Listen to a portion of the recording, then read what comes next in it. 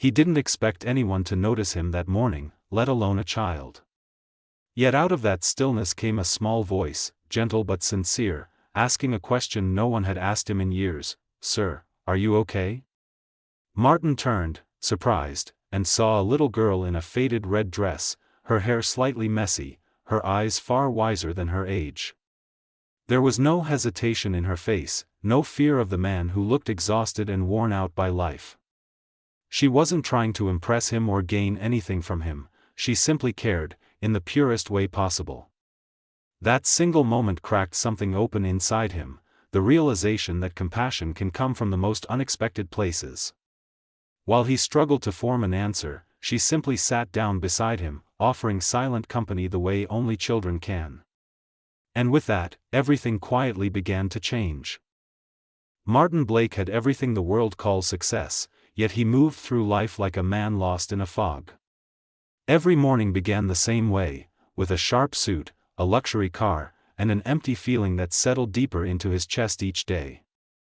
He had built an empire brick by brick, but somewhere along the journey he had walled himself in, shutting out friendships, shutting out joy, shutting out anything that reminded him he was human.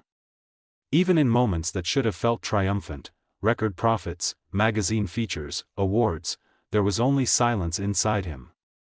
He couldn't remember the last time he laughed without forcing it, or the last time someone looked at him and didn't see a business opportunity.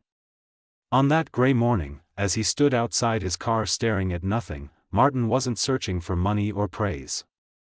He was searching for himself. One afternoon, as Martin prepared to leave, Lily ran up to him and wrapped her tiny arms around his waist with a sincerity only a child could offer. She looked up at him with that familiar warmth in her eyes and said, "See, kindness makes us rich." Those simple words settled into him deeper than any lesson he'd learned in boardrooms or business schools. He understood then that real wealth had nothing to do with the numbers in his accounts or the properties he owned. It lived in moments like this, in compassion freely given, in connections built without expectation, in the quiet healing that comes from caring for someone other than yourself.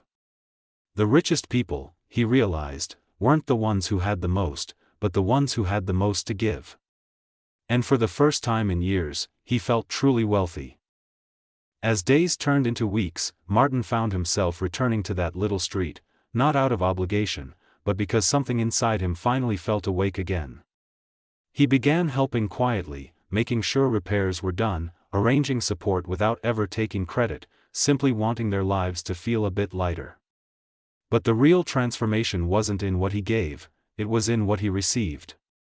He started smiling more, not the polite smile he used in boardrooms, but a real one that reached his eyes. He found himself listening instead of rushing, noticing small joys he had ignored for years.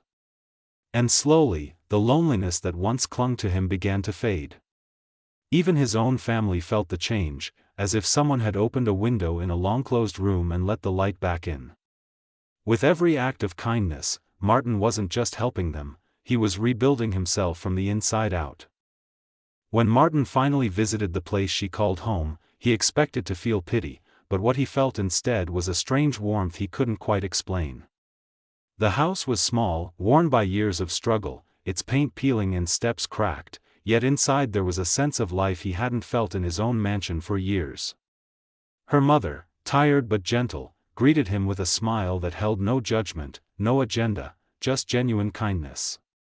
Despite working multiple jobs and barely making ends meet, she created a home filled with laughter and love. There were no expensive decorations, no luxury furniture, yet every corner felt richer than anything he had bought with his millions.